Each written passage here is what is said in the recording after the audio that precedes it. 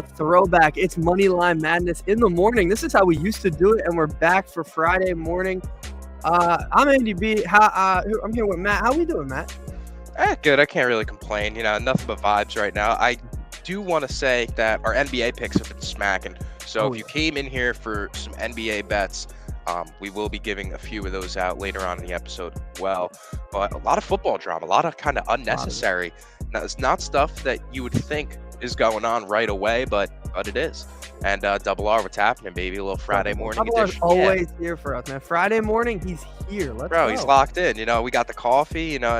Exactly. He's at work, but he had to stop in and show love. That's some real shit. That's some real shit. Love it. Hell yeah. We're going to get these bands for you. Little morning vibes. Andy, what are you feeling? Because we got some news. We talked about it a little bit off air. We got news of, some coaching changes going on with not just any team, but the best team in football, the Chiefs. And Mr. Eric Bieniemy himself. So what are your feelings on him taking a spot with the Washington Commanders? You can look at this two ways. You can look at this as he knows he's trapped. Because, he hasn't gotten a head coaching job because everybody says, well, you have Mahomes, so really you're not doing anything. Okay, So he does leave. I understand him leaving. Don't get me wrong. If you don't want to be trapped, he's already won the Super Bowls with Mahomes. He's run that offense. That's fine. I just find it so funny. He went to the Washington Commanders. They are the worst franchise in football. They're the Browns now. The Browns have figured it out a little bit. They still do some dumb things, but they're a little better. The Commanders are the worst franchise in football. So I find it very intriguing that he went from the best to the absolute worst. Doesn't get worse. So. But I think he could kind of be in a head coach in waiting situation because Ron Rivera, getting a little older, also isn't a very good coach right now. He's been struggling there. That could be that might have been the main reason. If that's the reason, come out and say it. I love it. I still don't know. Weird. I don't know. It's still extremely weird to me. There really just isn't a scenario, even if I do get promoted to head coach per se, where I would want to go to Washington. You have it so good where you're at right now. Like, is the grass, how much greener can the grass get? Well, it really can get the only way is it's a head coaching job that pays him a hell of a lot more. You have a generational quarterback on your team, and all you're in charge of is the defense. Here's what I'll say. You're sitting pretty. This is going to wind up with Matt Nagy getting another head coaching job. Oh God, don't say that. It sounds like he's the favorite to be the OC. So it's gonna wind up with Matt Nagy getting another head coaching job. That's the way, and we can transition that however you want, but that will be. It's a nasty transition. That's what that hilarious. It will be because it's gonna work out that way. Matt Nagy has that coaching experience. Second time around always winds up better, right? So better per se, quote unquote better. But I don't know, man. I feel like I feel like NFL coaches get the benefit of the doubt way too much in comparison to other sports. Like, a guy stinks in the NBA, you won't see him coach another team. Yeah. You know what I mean? But if a guy stinks on, some head coaching spot, say in Dallas, say Dan Quinn, that doesn't work out, with Dallas or some shit like that, to where he's like, all right, I'm going to go find a head coaching job with a worse team. That doesn't necessarily happen in other sports. So why is it so Frank Reich common? Is the perfect example. Frank Reich, yeah. Who else is already coaching about? The Cowboys just hired, I'm sorry, not Dan Quinn. The guy that we were talking about, they just hired as their offensive coordinator. Who has literally, they fired Kellen Moore, and then they brought in Brian Schottenheimer. Oh, right? Yeah. Schottenheimer is bro. One of the worst. He is the worst offensive coordinator in this team's history. He actually got a longtime head coach at Georgia fired. He's a terrible play caller. I was very surprised. There's a tweet out there, and I really hope I could find it right now, but there's a tweet basically saying that Schottenheimer, like, an explanation of his past, what he's done for teams in the past. And there's literally not a single scenario on this guy's resume where he has saw success with a team. Literally, he's went from college to the NFL, stunk it up, and then got promoted through the NFL, then lost his job, quote unquote, didn't get extended, went back to college for a little bit, still had one of the worst offenses in college football. With a spectacular team, as you can see with Georgia, and then comes back to the NFL and still stinks again. So here's promoted. I'm gonna give you a few of the players that were on that Georgia team. I mean, he had Nick Chubb, Sony Michel. They were terrible. I mean, they were a bad offense. I think they went. I want to say they went like 8-4. They went 8-4. That gets you fired at Georgia. So I mean, it got him and the head coach fired. So yeah, no, Schottenheimer was a weird one too. I don't overstate. Offensive coordinator is the most important assistant in any sport, in my opinion. Like NBA assistant coaches, they don't mean much. In college, they definitely don't mean much. In any sport, the only assistants that really matter the most are your offensive and defensive coordinator, and defense doesn't mean that much. Offensive coordinator can call plays. I mean, Eric Bieniemy's going to call plays in Washington. Yeah. So, I mean, he wouldn't be leaving if that was not happening. I got the list now, in case you're curious. So, Brian Schottenheimer, as a offensive coordinator since 2010. Now, this is just NFL, right? Passing rates with him calling plays for you. 2010 with the Jets, they were 29th. 2011 with the Rams, they were 13th. Then the next year with the Rams, they were 22nd. The year after that, back to 29th. Then 2014, 27th with the Rams. He gets fired, right? That's when he goes to Georgia from the 2015 span. However, comes back to the NFL in 2018. Would not let Russ cook, notably. Remember, that's why he left, because they wouldn't let him expand the offense. They were 32nd in pass rating. Then the next year, 2019 with the Seahawks, they are 22nd in pass rating. So it's the best I think I heard. 22nd. Well, then in 2020 it does. I will have to give him a little bit of credit. I don't know how much credit necessarily, but the Seahawks were then 5th. That was the highest year of Brian Schottenheimer's career in the pass rating. And I mean, the 2020 Seahawks were a great team. So like, I don't know. I don't understand how this guy stays around so much.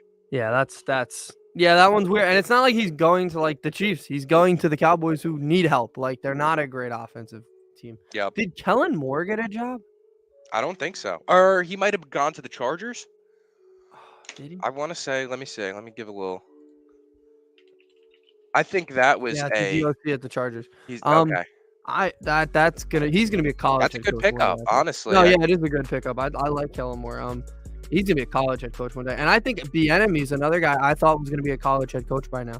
At some point, you have to see that the NFL dream's not gonna happen, right? For Bieniemy, that was kind of what everybody said. Mm-hmm. College is for him, he went to Colorado. He could have been the coach at Colorado. Hell, he probably could have been in this. I'm sure Dion called him up and was like, "Hey, you want to be my assistant?" But no, you're not going to do that. But yeah, I think it's definitely a weird move for Bieniemy, and he's got to be getting paid a lot more to be. Yeah, I mean, that's the only thing. Money talks, but aside from that, I don't know necessarily what else is going on. Mm-hmm. Weird spot. Well, okay, so I was just looking. I'm looking right now at just Twitter to see what any other football trends that we can talk about that we didn't have kind of set. But I see Zach Wilson is trending, and then I see that it's literally just memes. Now, I don't know if you saw the video of the gorilla at the zoo the other day. So somebody had thrown in a water bottle at a gorilla in an enclosure. Well, that's not smart. And the gorilla grabs it and throws a line dive right back at whoever threw it at him, right? And I thought Zach Wilson was trending for, news reasons, but the caption is literally just, imagine going to the zoo and seeing this gorilla read your defense and throw a laser better than Zach Wilson. And that's the only reason. That's good. That's good. That's very...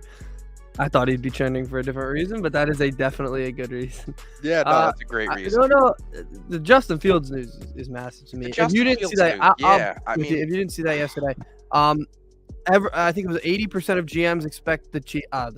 80% of GMs expect the Bears to trade Justin Fields and then draft a quarterback number 1. I will say this: the Bears have no idea what they're doing. No idea what they're doing. There's no direction. It just vibes. It took them almost 20 years. 20 years to find a half-decent guy. Jay Cutler was their guy. They've had McCown was there. I mean, I can't even name them. They're terrible. It took 20-plus years to find a good guy, a guy you could build around him. What happens? They're already going to deal him and try to start over. It's a terrible spot. I hope they don't do it. And this is me as a Packer fan saying, I hope the Bears don't mess up their franchise completely, because their fans in Chicago don't deserve that. Because They finally have a guy they can wrap their arms around and watch him and love him, and they're stealing him already. If I'm the Ravens, I call them immediately. I would rather trade for Justin Fields than pay Lamar $200 million, right? I'd rather start over there. Yeah. But when I saw that, I was dumbfounded. Yeah. I mean, it's just there's no direction that these guys think that they're going in. I mean, and I said this to you about Daniel Jones before the season had started. Even if Daniel Jones was absolutely horrid, right? I don't even know if I would have wanted the Giants to then go through the draft again. You know, like the process going of through the drafting a draft is quarterback. another restart. It is. It's an It's just- entire it's so clean tough. slate, and it pushes your rebuild back. You're like, as soon as you draft a quarterback who you think is going to be next for you, you have an instant 3 years until contention, unless your name is Joe Burrow or Patrick Mahomes. Well, my team did it a few years ago. It just wasn't the smart decision. With what, Jordan Love? Yeah. I mean, that's not the point. you He didn't come in to be that guy. Yeah, sometimes he is now. But sometimes you pre-prepare and it gets you in trouble like the Packers did. But yeah, no, in this spot, there's no reason to draft a quarterback. Exactly. All the Bears need is an offensive line. Justin Yeah. Fields, like, he's setting rushing records for you, and then you're going to go ship him off and And they trade him. They're going to watch him succeed incredibly with whatever team he goes to. I'll go say that right now. They need a number one receiver, but so does a lot of other teams. There's a lot of teams that need number one receivers, and there's some that are available this year. So I don't know. When I saw that, I was, like I said, dumbfounded. I could not believe what I was reading. The fans in Chicago don't deserve that because, look, I think Bryce Young's going to be great. I was going to say, is the idea of Bryce Young or even C.J. Stroud, which I think C.J. Stroud's going to be great. I don't know. Is the idea of them so much better than what Justin Fields currently is, and the idea of what you can build around him? No, Justin Fields looks like a guy, right? We've all been saying it. You have his jersey. I've said it. I wouldn't say a guy that could win a Super Bowl quite yet, but I think he has showed up, but he will. He's given you no reason to go and trade him right now. Like, he hasn't been horrific to where it's like, yo, this guy can, he's gotta go. It's Mooney can be a number one. I don't know about that. No, I don't think they tried. Mooney Mooney really experiment. Even I would say a number 3 slot type of guy. But he's a number 2. I don't. But they have Claypool still too. So, like, wow. I don't know. Go get T. Higgins if you want to, like, improve your wide receiver room. Go bolster up your offensive line and stop blaming Justin Fields. I mean, yeah, D-Hop is out there. There's people out there. I said it. I think the fans in Chicago's a great fan base in every sport. They don't deserve this. They really don't. This is a great point. And, like Ed says it, come to the Niners, bro. You let Justin Fields go to the 49ers, shit's gonna get really, really. That's why I said the Ravens. I think there's something to be said for. I know Rodgers was brought up. He's been brought up every year. Rodgers, whoever he doesn't go to, should call the Bears immediately. Yeah, immediately. And another thing is, like, the NFC's terrible. All right, in comparison to the AFC, there's maybe one for sure really great team in the NFC. Tennessee. Yeah. Other than that, you've got a bunch of teams. I would say the Niners, if they get a quarterback. That's the it. Niners could be, but a bunch of teams that are kind of gambling on things going their way. Mediocre Cowboys. The Giants, the Cowboys, the Lions, even the Packers, because the rest of the team's so good. It's a situation where, like, everybody has their shot to go to the playoffs. Yeah. So why would Bears you could get a wild card spot? Like, the Bears definitely, I think, could sneak in somehow next year. That division is not too crazy. Yeah, and the NFC North, easiest schedule in football next year. I mean, it's this year they had to play the AFC West, tough spot. Yeah. Next year it's the NFC East, right? So you get the Cowboys and you get, I think, the Giants. Obviously they play, but if I'm not mistaken, they play the AFC South. Gotcha. Does it get easier than the AFC South? Yeah, cakewalk right now for sure. If I'm the Bears, do it, but don't do it because I do want to still beat the crap out of them every year, but I really don't want to see Chicago fans have to go through that.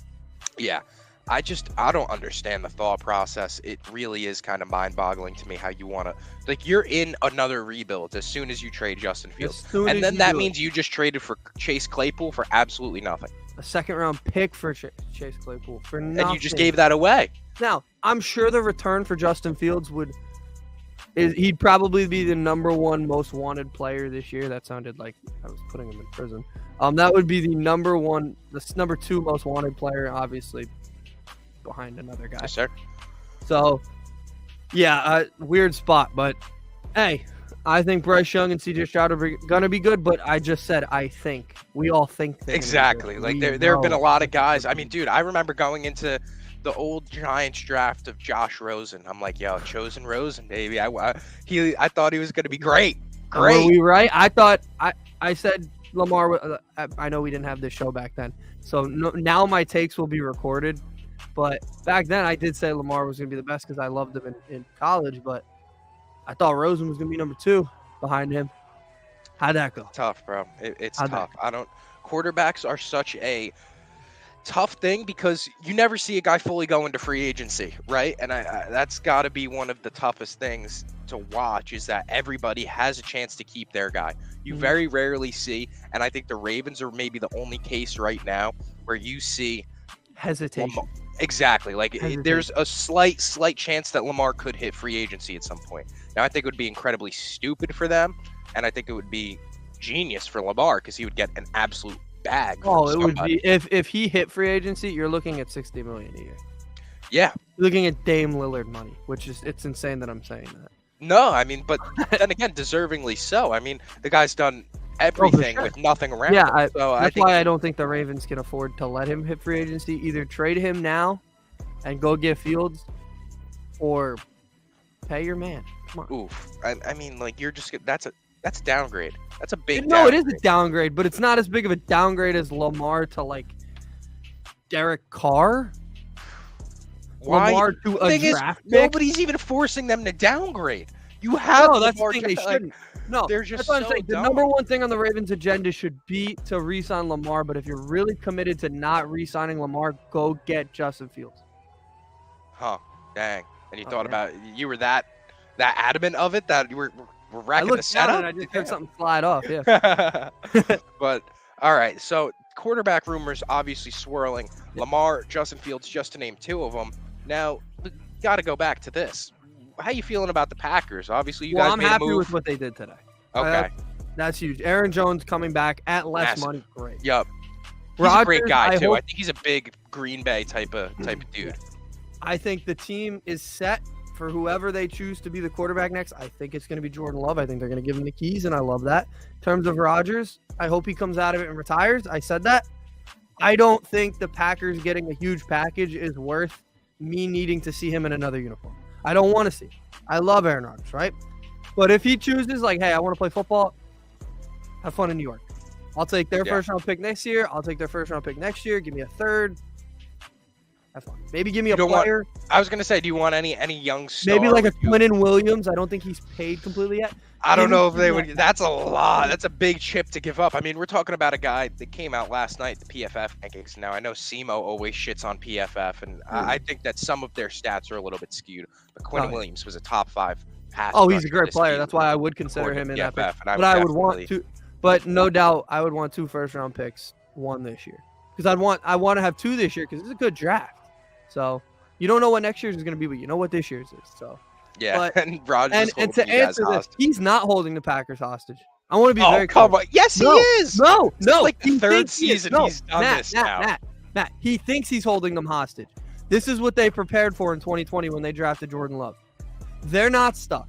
They know who they want to play quarterback next year. Whether you or I or anybody thinks Jordan Love's the guy, that's a different story. They know better than we do. But he thinks he's holding the Packers hostage. He's not. They know who will play quarterback if he leaves. It's not like they're stuck with some bum. Jordan Love was a first-round pick, showed up last year in Philly, so he's not holding anybody hostage. The Packers are still doing things without him. They re-signed Aaron Jones. Aaron Jones knows that Aaron Rodgers isn't going to be there. He still wanted to be a Packer.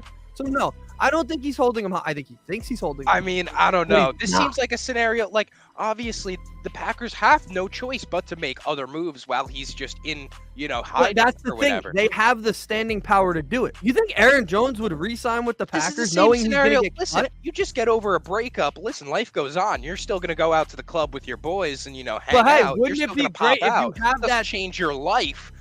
Aaron Rodgers breaking up with the Packers doesn't necessarily change their whole thing. Like, they don't have to sit in a hole and just die. It's better. Look, when you get out of a long relationship like that, it's good to have that call, though. That girl that you call and you have her on ready to go. They have that with Jordan Love. That's that guy. That's very ironic that his last name is Love, but that's what I'm saying. They prepared for this. They knew Aaron Rodgers was going to do this eventually, and I love that happens. I love that they prepared it. It was wrong in the moment. It felt wrong, but this is what they were ready for. If Aaron Rodgers just up and retires, the Packers are still a pretty good team. Jordan Love looked like he had some arm talent. Looked like he's been in the system now for 3 years. So it's not like they're coming in signing some bum off the street. They knew what they were doing. Huh? Who's he throwing to?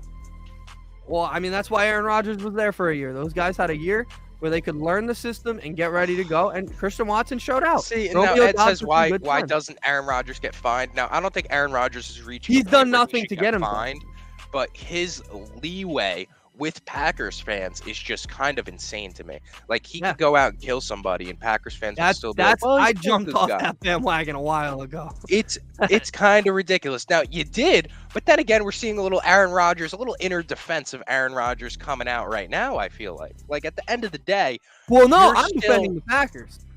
Okay. Because you guys said he's holding them hostage. He's not. The Packers know tomorrow if Aaron Rodgers retires, they're in the same situation whether he wants to play or not. Because I don't think they expect him. They're not bringing him back. They've pretty much made that clear.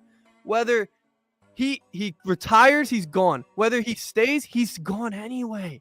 They're going to trade him anyway. So it doesn't matter what he does. The Packers prepared. Aaron Jones would not have re-signed, taken a pay cut to stay with Green Bay if he didn't trust that Jordan Love was at least half decent. You have to give some stock to that. Because I'm not staying somewhere. Because if Aaron Jones hit the open market tomorrow, you think he couldn't go somewhere huge? Come on. He could go how much? Like, we really think this highly of Jordan Love where he's just kind of a plug and play guy? No, that's the thing. I don't think you have to think highly of him. The NFC's terrible, dude. The schedule's terrible next year. You think he can't sneak them 9 wins? They have a terrible schedule. I don't know. He's got guys around him. Their defense is pretty good. If you go watch Jordan Love in Philly this year, when Aaron Rodgers got hurt, he looked like a guy. He had 110 yards in like a quarter and a half, I want to say it was. Like, he looked really good against Philly this year. Some teams didn't look good against Philly this year.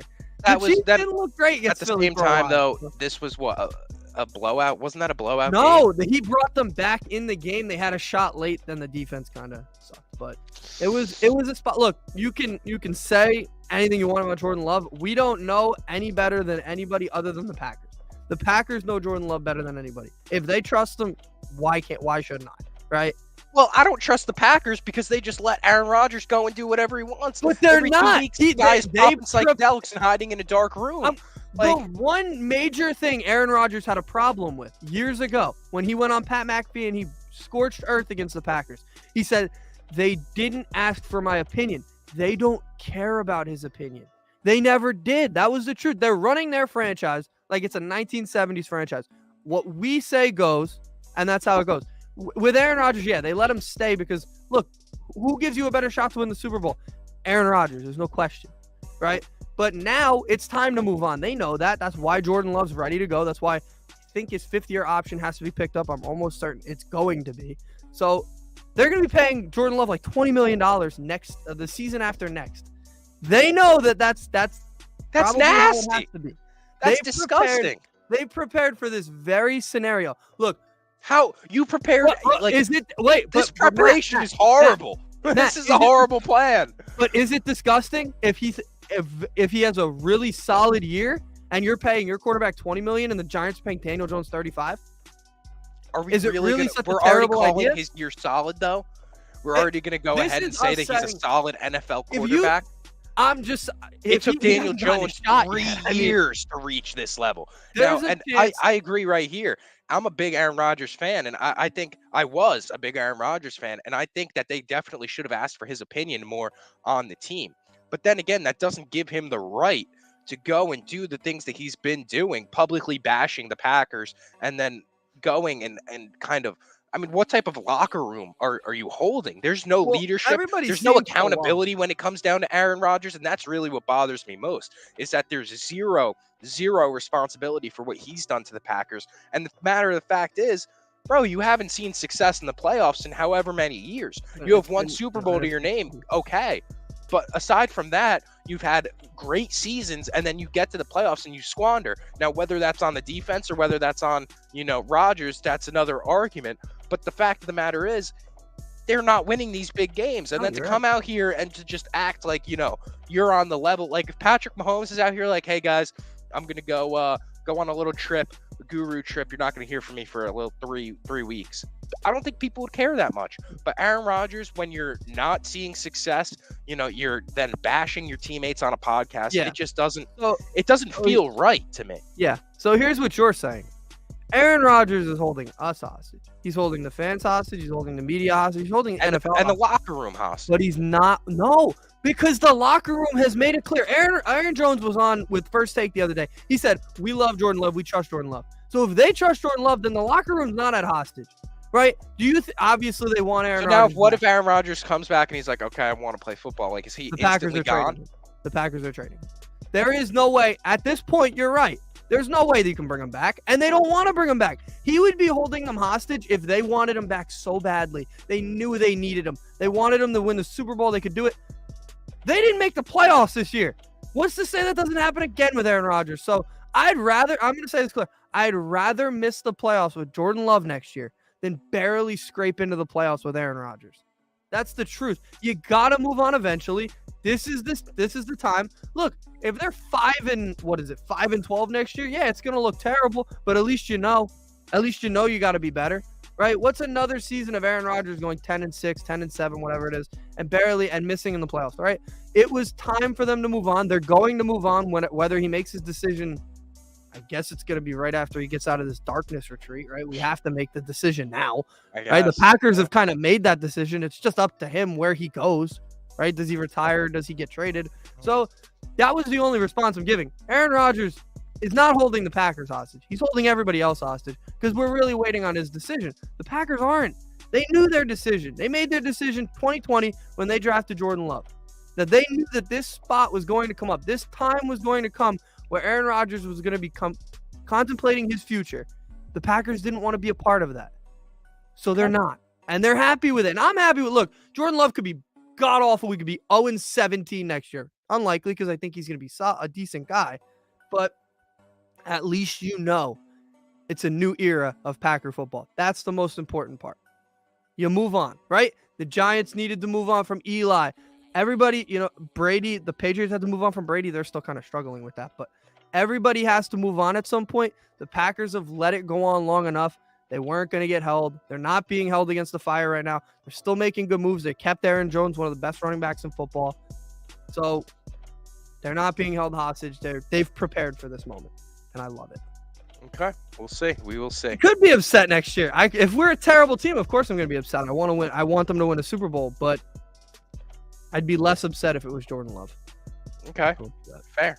And Aaron Jones actually tweeted 5 minutes ago, Year 7 is going to be crazy in Lambeau. Honored to carry the G and blessed to be back with a cheese emoji. Did he put a heart? Because that could mean love. No, he didn't. He put a cheese emoji and then prayer hands and 100 emoji. Not sure if that means anything. He should put the heart for Jordan Love. But he was on First Take the other day, and he said, Jordan Love's our guy. And he trusts him. So. Interesting. All right. Okay. Interesting that we're not. I mean, I know we have a little bit to go before quarterbacks can really be on the move. I know Derek Carr gets a little bit of an advance. He gets the month head start. But I have to admit, I'm very curious about this Geno Smith situation since I texted I know you are. You've been texting about it a lot. Not only that, but I'm also hearing swirls of potentially DK or Tyler Lockett potentially on the move. I could see the Tyler Lockett. They just extended DK, so I'm not sure about that. But yeah, Tyler Lockett's he's getting older, I'd assume. I don't know his exact age, but yeah, I think Seattle's going to have some turnover. That was a team that we all expected to be really bad last year, and a lot of their guys overperformed, so you might want to sell at their highest. You're right. If they want to trade a guy like Tyler Lockett, I don't think trading DK would be any would make a huge. I mean, it would get a great return, but like it wouldn't be smart.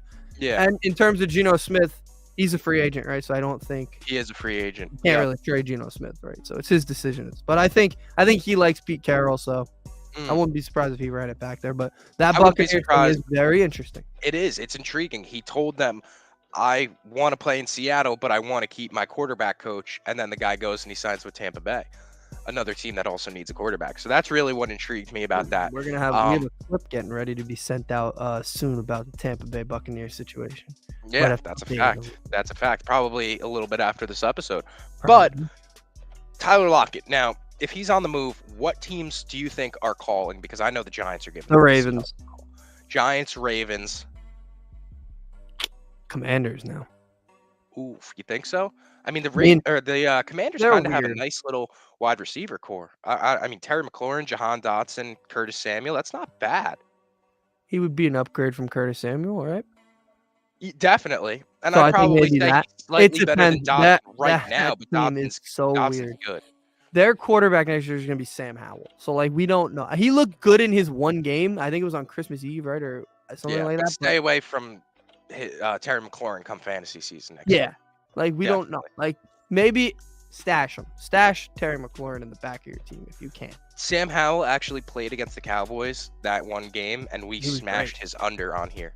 And he was great. And he was solid. Yeah. He was definitely solid, but I think he only his yardage thing was, I remember him 195, which was a little high. Yeah, he didn't have to throw the ball much. Yeah. In college, he was a guy in college, right? No, he was a dog. He was a dog. The only thing is, how often do you see quarterbacks, come from UNC and then? Well, Mitchell Trubisky. I guess. I mean, exactly. Daniel Jones came from Duke, right? Duke, yeah. Mitchell Trubisky, but like that's basketball schools are not known for necessarily their best. You're right. The best quarterbacks. But all right, you want to transition talking about these basketball schools? Let's talk a little NBA before we get out of here. We got a little few games going on tonight. Anything that you like? I mean, I want you to start. You always let me start. You start today. What do you got tonight, Mr. NBA? All right, I'm looking right now, and I don't know why this. I literally clicked the NBA tab, and it takes me down to Croatian soccer. So give me. We're all big on the Croatian soccer, but let's. So if you're betting on Croatian soccer at 10 in the morning. Yeah. We look in the mirror. Yeah, 1-800-GAMBLER. 1-800-GAMBLER. But yeah, so obviously no NBA games on tonight, but a lot of rumors swirling as to what these playoff teams are about to look like, what roles are changing within teams. And I actually was passing it to you because I was curious to hear your thoughts on Derek White the past few nights and whatever. Well, apparently his eardrum's in half. Yeah. Yeah, so that's tough. He's a guy. When he's on the court, he's a guy. Dog. Doesn't affect anything playing wise. But yeah, no, Derek White's probably been the most surprising player in the league to me this year. He's just come out and been a guy. Like everybody, I kind of made fun of him when they traded him when they traded a first round pick for him. I was like, what the hell are we doing? He's a guy. I like Derek White. Good guy. We needed a true point guard. I like Marcus Smart. Everybody knows I like Marcus Smart. But he's a shooting guard, right? He's a guy who's a great defender, but he's not a guy who's going to pass as well. He's a good passer, but not as good as Derek White. And Derek White can shoot apparently now too. So, yeah, I'm stunned with the way that he has really progressed this season under the new 19th head coach of Celtics basketball, Joe Mazzulla. He is no longer the interim. Wow, how chills. How chills is that? I mean, talk about the whirlwind year of being a Boston Celtics fan. You get a guy like Ime Udoka. He was great. You get to the finals. Ime's your guy for life, right? A couple months later, we hear about some things. You want to... Now Udoka is a verb, apparently. Yeah. And Joe Mazzulla's the guy. And now we've got Pistons fans. I think somebody here at Mo Sports Network has been talking a lot about wanting Ime Udoka. Yep. Yeah, definitely. Right. I mean, I would have taken Ime over Tibbs. If you asked me a little bit ago, that could be an option. I still take probably over could. The Pistons. Yeah, probably. But regardless, I wanted to hear your thoughts on Derek White. Muscala's been hooping well for you guys as well. Just some deadline acquisitions around the league. I think honestly, I don't know. This might be a little bit of a biased standpoint, but I think the Josh Hart acquisition has been a big one. The best, I would say, in the NBA. in terms of his impact on the Knicks. I mean, coming out, he gave the Knicks 27 points the other night with 11 rebounds. I mean, this is kind of getting crazy. He's a better version of Quentin Grimes. There is another one. Michael Bridges has been balling in Brooklyn. That is a fact. Brooklyn Bridges. Brooklyn Bridges. Kind of addition by subtraction. Cam Thomas, he wasn't an addition at all. He was there, but the subtraction's got Cam Thomas play time, and he looks great. So that's all he's been missing is that volume. Now, Cam Thomas has always been a scorer. Even in college, he was just a definite scorer. That's what he does. He finds his spots and he gets to the floor, and he's a great shooter. I think now that obviously the big three are out of there, you can get that type of volume. And obviously Ben Simmons isn't shooting the basketball, so that's we're going to talk a whole other story too. I mean, that's disgusting. In the Cam Thomas, talk about him, but Cam Thomas, certified hooper. Glad to see he's getting some burn, and then obviously doing well with it. Now, I had mentioned to Simo, I think I had said this on actually Most Sports TV the other night. The only problem that Brooklyn seems to be running into is that they actually have too many good players. Right? Now, they don't have anybody that's great. They don't have anybody that's, stellar, a superstar, anything like that anymore. But they have a ton of guys that are good NBA level talents to where they don't know necessarily their role. Now, we're seeing Mikal Bridges kind of assert himself from the pack as potentially that guy. Now, do you think that holds up? And do you think Mikal Bridges is up next? I think he can be. I think he's the best option of all of those players to do that. Him and Nick Claxton, I think, are guys that could be really good players. Other than that, I do think they have just a bunch of solid guys. But for the Nets, let's let that be okay for a little while, right? Like they had this same scenario where they had like that Dinwiddie, they had D'Lo, and that team was just good, right? They snuck into the playoffs. They were just a good team, but that wasn't enough for them. Obviously, we knew that, and that's okay. Let's let it be enough for a little while, right? Like Brooklyn doesn't need to go out and make that big move this year. Obviously, they can't this year, or even in this offseason. Let these guys grow, see what they are, then make the big move. Be 100%, but don't blow up your entire team because you want to make make move. Yeah, it's not worth it right now. It runs through Boston. It runs through the Bucks. Right now. Yep, I agree. And that's honestly why I didn't want the Knicks to go out and trade for Donovan Mitchell in the offseason once I saw the price tag, because then you give yourself no room to go and get assets. I mean, you look at the Cavaliers right now. They just lost a game to the Sixers the other night, and they were unable to make moves at the deadline because the Donovan Mitchell trade handicapped them. And let's be honest, they're not that good of a team. They're a good team. And being good is fine, but you're not going to be the Celtics. You're not going to beat the Bucks. Even the Sixers, really, you're not going to. Because the Sixers look like they've got kind of new life right now. Yeah, the Sixers, the Cavs, they're on my fraud watch for sure. If like I'm the Knicks getting in, those two teams man, don't even get me started on the Bulls. I'll talk about them in a minute because they're in deep shit.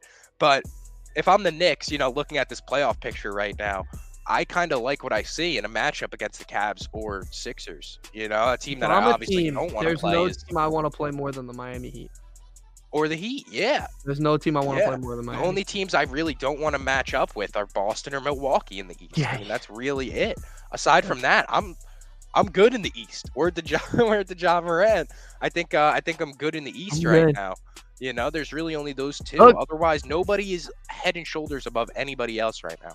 Everybody, I think, expects it to be Boston and Milwaukee, obviously. Maybe a team sneaks up, pulls an upset over Milwaukee. That's on Chris Middleton, in my opinion. Yeah, that's up to the health of him. But I have said this. I think this is our year. I think this is the team that wins it all, right? They got to the finals last year. Yeah. Now they know how it goes. They get over the hump. It depends on who they play in the finals. But in terms of the East, I could see a team sneak Milwaukee, right? Like that's a team. If Middleton's like he was last year, he's been lackluster since he's and he hasn't been great since he's been back. If he's not 100% and that team only has Giannis, like I love Giannis, and Giannis can win games by himself, can't win a series by himself. Yeah, right, like he wasn't able to do it last year. Ooh, Cody. It's from Cody. What's going on? Hi, Cody. Man? Yeah, Giannis, I mean, he's that guy, but with his physicality, I don't know if you could compete an entire series at that level for sure. No, you can't. Especially against Tatum, like Boston with Tatum, Yeah. He basically had to because guys disappeared in the finals last year and he just couldn't do it. But this year, I think Boston's also got more depth now with Mike Muscala and Derek White's apparently the second coming of Steph Curry. Because he's great. I don't know. I don't know. But yeah, the East is going to be interesting. The West, I'm so excited to see Kevin Durant on the Suns. Honestly, I thought he was back last night. Yeah, I know. You guys texted you thought he was back, or you tweeted it out. I was like, he's not back yet. Well, I saw that number 35, like him in the jersey, and I was like, oh my God. I don't know why in my head I was like, he's playing tonight. They're playing the Clippers. It's Paul George and Kawhi against KD and Booker. Oh, yeah, I was hyped. It's more on the Suns media for thinking we give a shit about what he looks like in a Suns uniform yet. Like, until he plays, we don't need to see it. Like, yeah, I think they should have kept it, as a little surprise when he plays. Weird. I agree, but I'm excited to see that. The West is going to be a bloodbath. Gonna be good. Yeah, that's really all I think about the West. I mean, it's just going to Cody, get you want better and better. Come back? Cody is lurking. He wants to be a part of the episode. He's a big Kevin Durant guy. He is. Big Phoenix guy. But yeah, I think that's all I got to say about the NBA right now. I'm gonna end us with actually it's technically 3, but it's a college just quick run through of what tomorrow, because I'm gonna clip it. Big college basketball day tomorrow. I've got 2 upsets and one that should not be considered an upset, I think. I'm gonna start in it is being played in Connecticut. UConn hosting Seton Hall. Seton Hall back against the wall, need to win. They're on the bubble. They want to get to the tournament. Year 1 for Shaheen Holloway. They got a lot of talent. I think they pull an upset over UConn. UConn's been a little lackluster since Big East play started. They were number 1 coming into Big East play. They're number 19 now. So I think Seton Hall pulls that upset. What do you think about that one? I like it. I like Seton Hall. They got a gritty squad. And I mean, you always see they're a very defensive-minded team always. So it really just comes down to who could get their buckets. And I think we're seeing more and more as these guys develop throughout the season, especially going into March. I think they could be a team that a lot of people sleep on, especially if they get a lower seed. They could get, you know what I mean? Like, they could sneak and hurt somebody's feelings for sure. Yeah. They are not a great road team, but they are back against the wall. Like, they don't want to be in the NIT in year 1. They want to be playing in that tournament. So, and then the next one's Tennessee, Kentucky. Kentucky hosting Tennessee this time. They beat Tennessee last time. They beat the crap out of Tennessee last time. The game was never really close, even though the score kind of was. Yeah, I like this Kentucky team now. They lost to us the other day. They lost to Georgia at Georgia, and that was a shifting moment. That's a series. They had not been beaten by Georgia in a good year, in a long time. So this was a moment where it kind of changed John Calipari. They went into Mississippi State, a tough place to play, outplayed Mississippi State, got a late call but got the win. I think this Kentucky team has new life now. They've got a good team, good defensive team. They just need to put it all together, and I think they do it again against Tennessee. They've already beaten Tennessee once. They know they can do it. This is at Rupp Arena. It's a 1 o'clock CBS game. That is John Calipari's special. So yeah, and Tennessee's kind of, as we're nearing the tournament, I feel like they're on the decline. Dude, like it's literally the opposite of what you want to see going into a big tournament. So they actually just beat the number 1 team in the nation, but I'll tell you why you're right. You're 100% right. Houston, they were on the Houston's decline because they beat Alabama. But here's what happened. Before that, they lost. The only time I've ever seen this, they lost on back-to-back buzzer beater 3s. Yes. I remember seeing the Twitter timeline go nuts. Dude, I watch Georgia games live or die, right? I'm in. If that happened one time, I'm hurt. The second time in a row, I'm not watching basketball anymore. Like, it can't happen. That can't happen. So, yeah, you're right 100%. They are kind of fading. And they didn't do that to good teams. Like, they lost them to Missouri and Vanderbilt. Like, those aren't particularly great teams. And then I'm going to wrap it up with the game of the day. It's for some reason being played at 4 o'clock at Allen Fieldhouse. Some would say the loudest place in college basketball to play.